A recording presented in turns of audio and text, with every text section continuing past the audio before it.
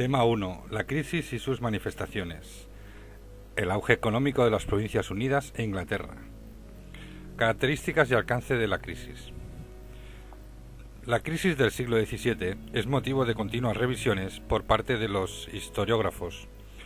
Más guerras y más contrastes sociales, junto a sus reacciones y el avance absolutista, son causa-efecto del clima de dicha crisis.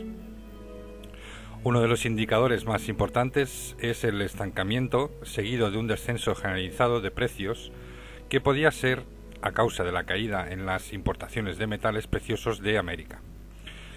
Lo evidente es que se inicia la crisis en los países mediterráneos, desde donde se expandirá a mediados del siglo XVII al noroeste, para generalizarse a mediados de centuria.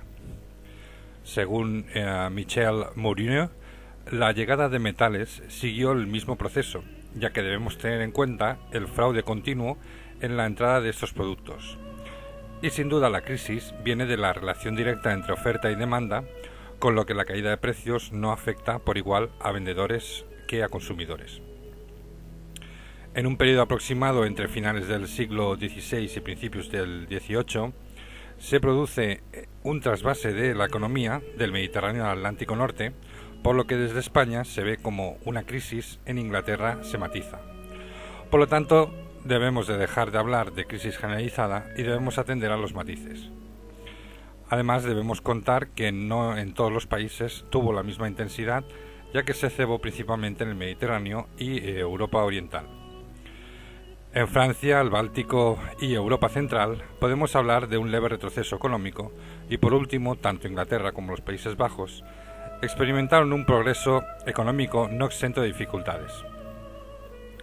Será el cambio definitivo del protagonismo histórico del Mediterráneo al Atlántico que reportará cambios económicos, sociales, políticos y culturales a Europa. Las causas de la crisis son diversas. La climática, con la pequeña edad glacial de 1560, con máximos entre 1640 a 1665 y 1690 a 1710, con largos inviernos y veranos frescos y lluviosos. Esto ocasionó malas cosechas en una Europa que había crecido demográficamente en el siglo XVI, provocando hambre, enfermedades y muertes. La evolución demográfica. La población europea, según Livi-Bacci, pasó de 111 millones en 1600 a 125 millones en 1700, por lo tanto, débil crecimiento. Las dificultades demográficas llegarán por zonas y por diferentes causas, desde la peste atlántica de finales del siglo XVI, que se cebó en el Mediterráneo, sobre todo al norte de Italia, hasta la Guerra de los 30 años, que hará estragos en Alemania entre 1618 al 1648. Otro periodo crítico será a mediados del siglo XVII, cuando la peste volverá a aparecer en el Mediterráneo y posteriormente en el Atlántico y el Báltico, coincidiendo con las diferentes guerras.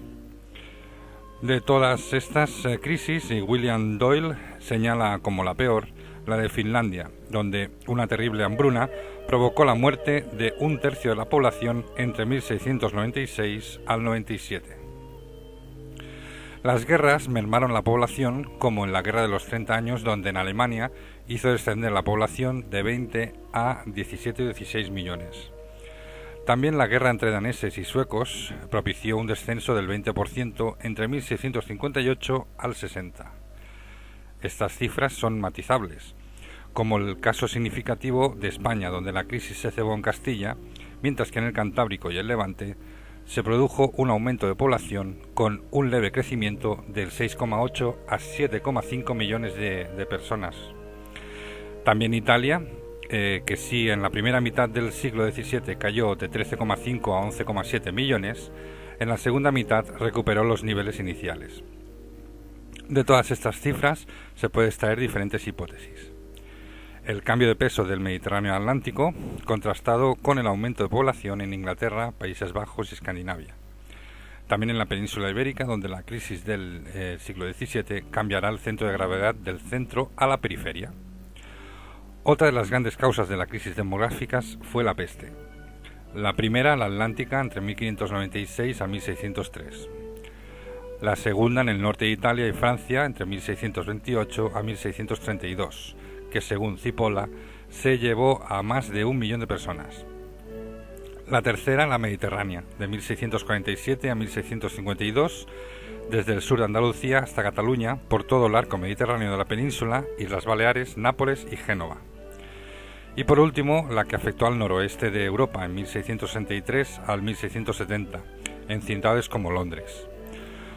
No se libraron de peste o epidemias ninguna región europea, y debemos contar que muchas de ellas son de carácter local.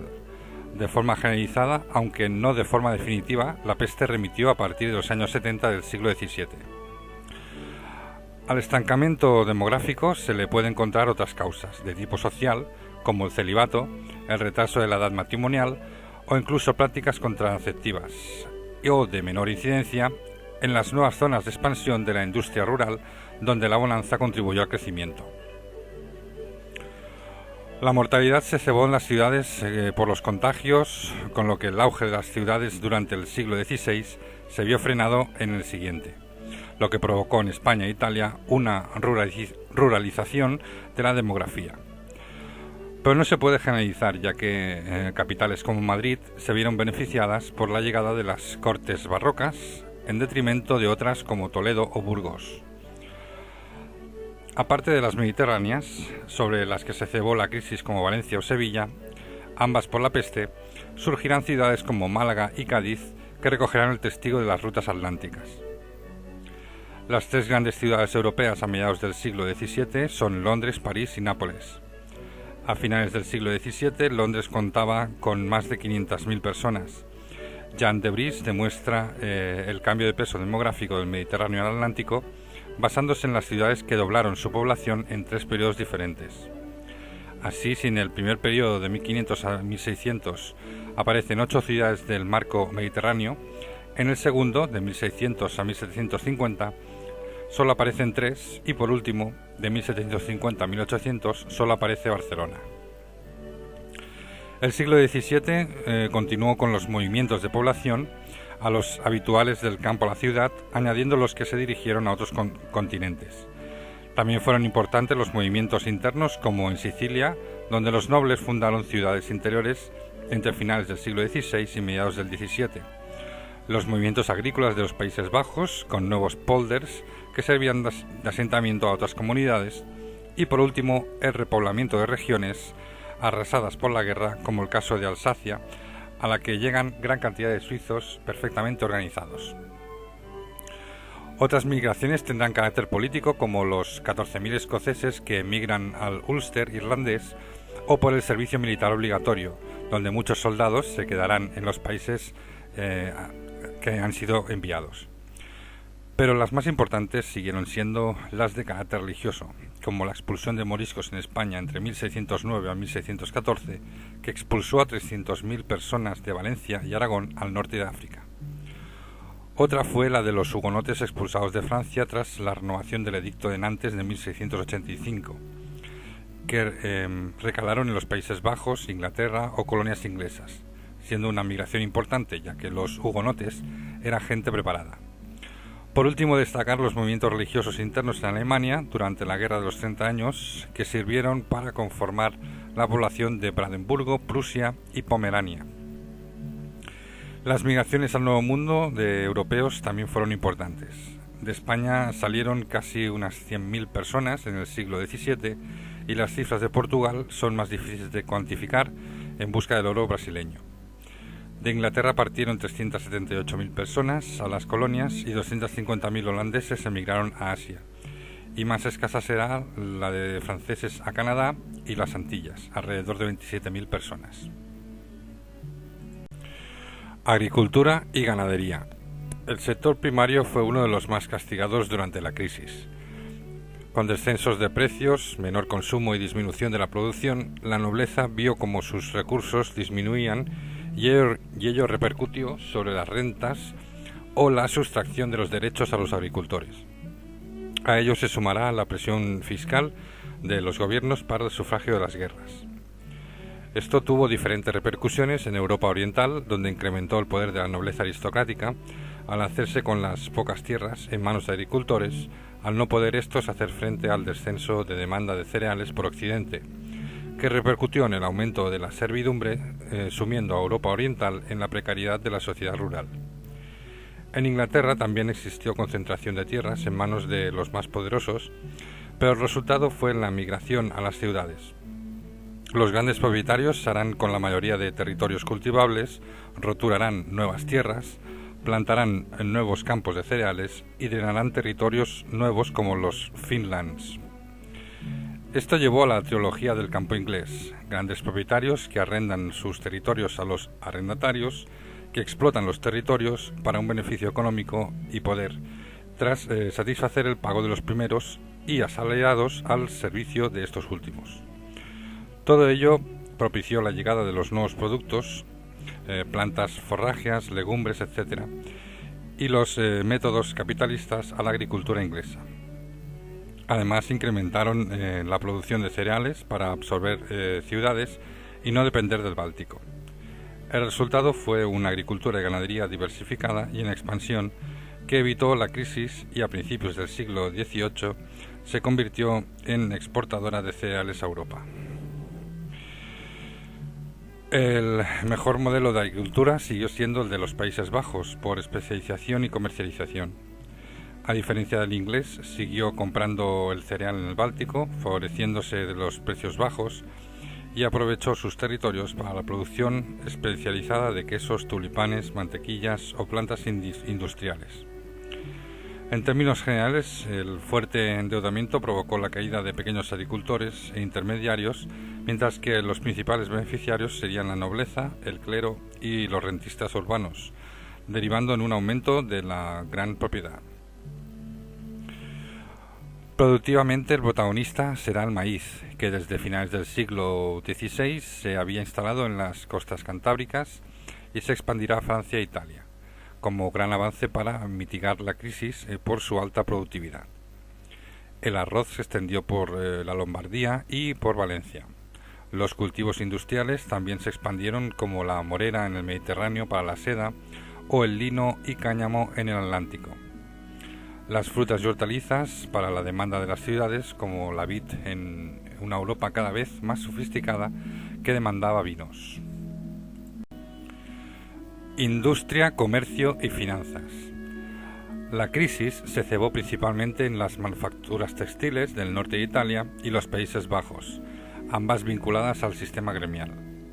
Se produjo un trasvase de la producción al Beihilfssystem, basado en la industria rural que se escapaba del férreo control de los gremios, algo de lo que los mercaderes empresarios sacarán provecho, iniciando la carrera hacia el capitalismo con nuevos productos como los New Draperies o ropas más económicas.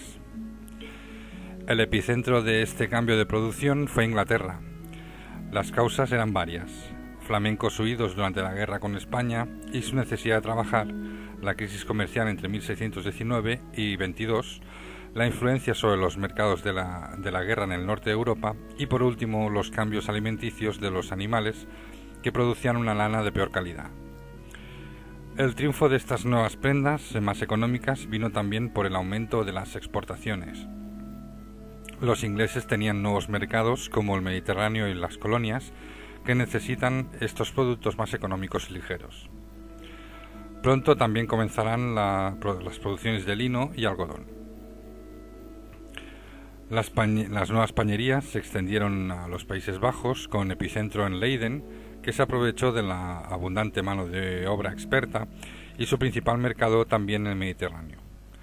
Pero Leiden entrará en crisis hacia 1670 por falta de competitividad contra los paños ingleses y la fuerte dependencia de materias primas extranjeras. Sin embargo, fue importante su industria en tintes, ya que teñían los paños ingleses y blanqueaban el lino alemán. La industria rural se extendió por otros países, como por ejemplo Francia, que tras los problemas de los años 30 y los conflictos sociales con los gremios, sumados a las consecuencias de las guerras con España, llevarán a la dualidad rural-urbana en ciudades como Amiens y Beauvais. También contaron con las políticas de proteccionismo de Colbert. La región más beneficiada será el Languedoc por la exportación al Mediterráneo desde Marsella, y Lyon, que aprovechará la crisis de Génova para convertirse en el principal productor de seda. También Italia, que en este caso fue incapaz de competir con los precios de las New Draperies por el fuerte control gremial. Debieron reconvertir su industria textil pasando de las producciones de lana a la seda. En España fue más intensa la crisis, que supuso casi la desaparición, aunque aguantaron, la producción en Segovia con la ruralización hacia la Sierra de Cameros. A finales de siglo comenzó una recuperación de la pañería en Cataluña, centrada en localidades semiurbanas como Igualada, Sabadell y Terrassa. También se expandió la seda por Valencia y Barcelona, recogiendo el testigo de Toledo. Otros grandes sectores industriales adquieren importancia, en especial la metalurgia de Suecia, clave en el poderío militar y político de este país. Fueron los principales productores de armamento y fundición de hierro, además de exportadores de cobre. La metalurgia inglesa también era importante, pero tenía el problema de falta de combustible por la deforestación, por lo que se dirigió a la industria de transformación en Birmingham o Sheffield. Así, Inglaterra tenía capacidad de sobreponerse a sus problemas, que le llevará, por ejemplo, a la explotación del carbón mineral desde Newcastle, y se convertirá en el motor de la revolución industrial en el siglo XVIII.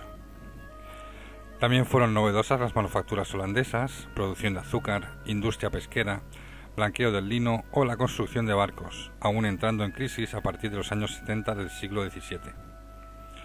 En conjunto se puede decir que las manufacturas se pueden incluir en el cambio de peso del Mediterráneo al Atlántico, Italia y Castilla, que se convierten en importadoras de manufacturas y exportadoras de materias primas. El comercio a gran escala también verá cambios en el siglo XVII, como el de esclavos a América, el de las Indias Orientales o el vacuno de Dinamarca, que entrará en recesión. Los venecianos entrarán en crisis ante el empuje de los holandeses en el Índico, perdiendo Venecia el control de los productos orientales en Europa. Todo ello consecuencia del triunfo de las rutas marítimas atlánticas respecto a las terrestres. El cambio de peso se volverá definitivo en el siglo XVII y el comercio español en América y el portugués en Asia perderá importancia. Ámsterdam, como nuevo centro financiero y mercantil de Europa, contó con la mejor flota mercante. Los holandeses romperán el comercio internacional, además del dominio pesquero de altura, bacalaos o ballenas, y en el comercio triunfaron con un nuevo barco, llamado La Flauta, estrecho y alargado, sin cañones y con menos tripulación. Nuevas financiaciones como el Rederigen, un sistema por el cual se repartían el capital pequeñas empresas, minimizaba riesgos. Así, los holandeses apostaron por el comercio marítimo. Comerciaban con productos voluminosos como trigo o madera, a menudo con productos que no eran suyos, actuando como intermediarios. Esta forma de negocio le llevó a poseer una de las flotas más importantes, ejerciendo el control de la mayoría de negocios del Báltico. Sus barcos navegarían por todo el mundo, desde sus colonias en Asia hasta el Mediterráneo, donde en Livorno establecieron un centro de distribución de mercancías sobre los productos, desde la plata que los españoles traían de América, sus propios textiles o el trigo del Báltico. En 1602 crearon la Compañía de las Indias Orientales, la BOC, financiada por la Bolsa de Ámsterdam y representantes de los holandeses en Asia. Ello le llevó al enfrentamiento con Portugal, del cual saldrán victoriosos convirtiéndose en los líderes del comercio entre el Índico y el Pacífico.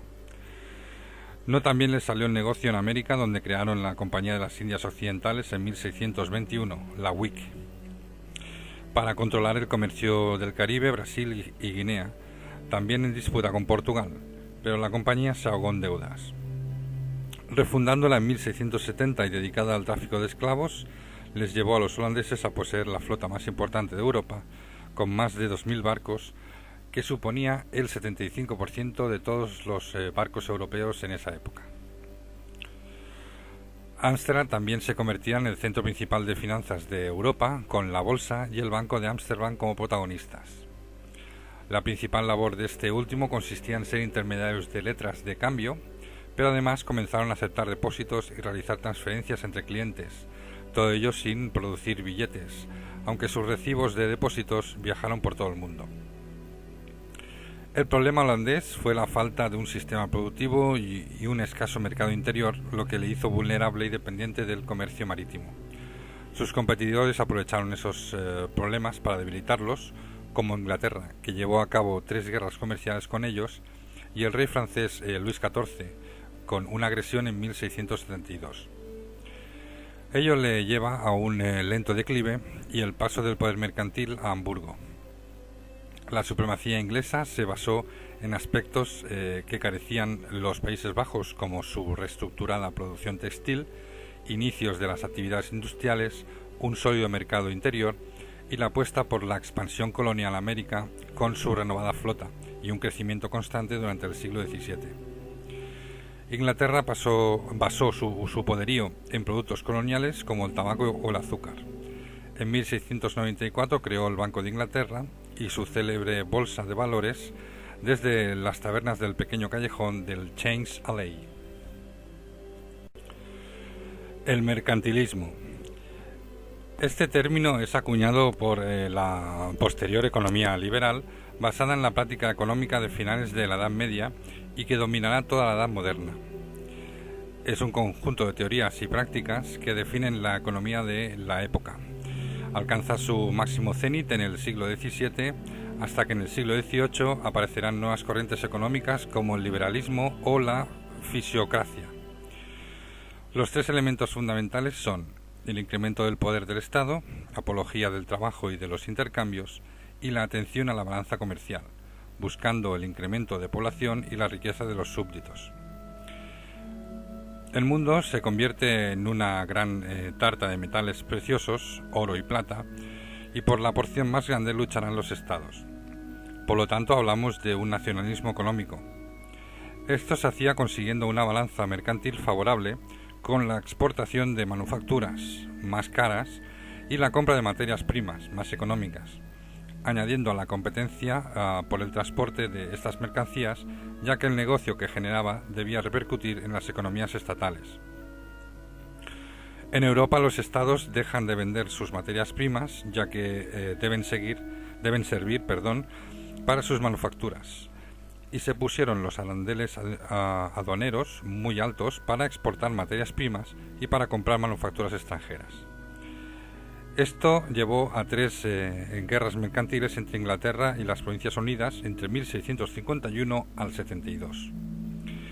El resultado fue la carrera desmedida por hacerse con colonias de las que sustraer las materias primas.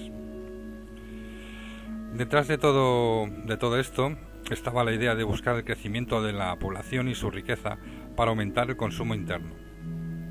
El más fiel exponente a estas doctrinas fue Jean-Baptiste Colbert, primer ministro francés de Luis XIV, donde para él las compañías de comercio son los ejércitos del rey y las manufacturas sus reservas.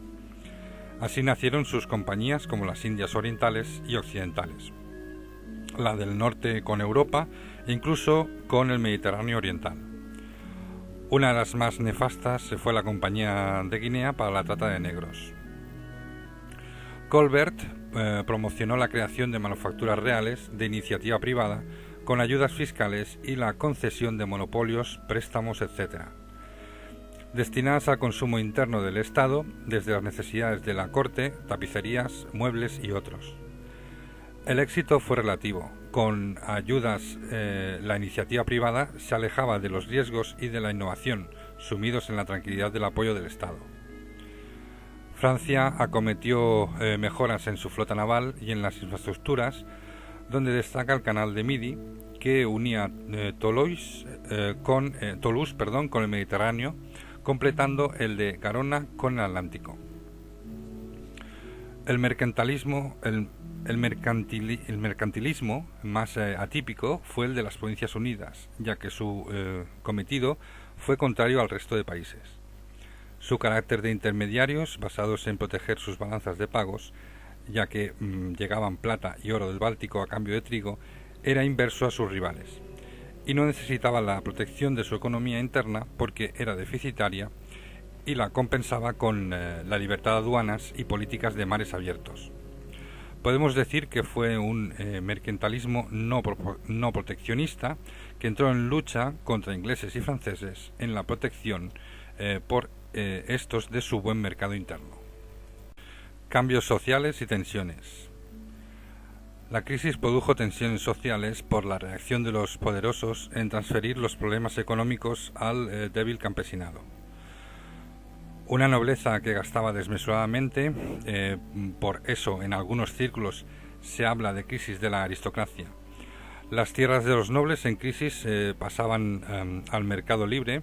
Los reyes tuvieron que intervenir en su ayuda, nombrando administradores que pudieran garantizar el pago de deudas, dejando unos ingresos al noble para que viviera dignamente.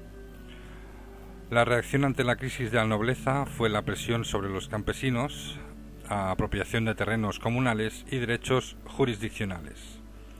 Ante la vieja nobleza se abre otro peligro, como comerciantes, banqueros y nuevos cargos públicos que reclaman su puesto como nobles. La antigua nobleza se obsesiona por su estatus y como su nivel económico decrece y el gasto aumenta, es el motivo de sus problemas económicos. La vieja nobleza dirigirá sus miradas en el siglo XVII a la política. En Francia se levantan contra los regentes de Luis XIII y Luis XIV y en España se convierten en una élite de poder. La burguesía, que hacía de puente entre las capas altas y bajas, se ennoblece comprando tierras y títulos, abandonando en parte sus negocios a cambio de la renta de la deuda pública. Dinero prestado a las monarquías. El capital se alejó del progreso, excepto en las Provincias Unidas e Inglaterra, que apuestan por las actividades creadoras de riqueza. Por todo ello, los príncipes afectados por la crisis fue el pueblo llano o tercer estado, sobre el que recae la presión fiscal de los monarcas para el sufragio de los gastos de las guerras. El espacio entre ricos y pobres se incrementa y no se puede hablar de una nueva dimensión estamental, sino de un reajuste. Los campesinos pequeños, arrendatarios y jornaleros serán los que sufran esta crisis convirtiéndose en vagabundos y marginados. Ante esto, las casas de beneficencia se generalizarán en las Provincias Unidas y Francia. La conflictividad social en el siglo XVII vino de los campesinos, por motivos de subsistencia y movimientos de protesta como el de Inglaterra contra los enclosures o contra el pago del diezmo, el alojamiento de tropas, etc. Mientras las ciudades se vieron envueltas en conflictos gremiales que en muchos casos ambos se unían formando verdaderas revueltas. Las revueltas campesinas más conocidas son las de Baja Austria de 1596 al 97, las de Rusia en 1606 al 7, las de Cruzan en Francia de 1624 al 43, ingleses y alemanes en los años 20. Las tensiones populares se produjeron en la década de los 40, desencadenando conflictos políticos en las Islas Británicas, Cataluña, Portugal, Sicilia, Nápoles y Francia, y también en la segunda mitad del siglo XVII, como contra Luis XIV en Francia, y las tensiones campesinas de fin de centuria en Valencia y Cataluña.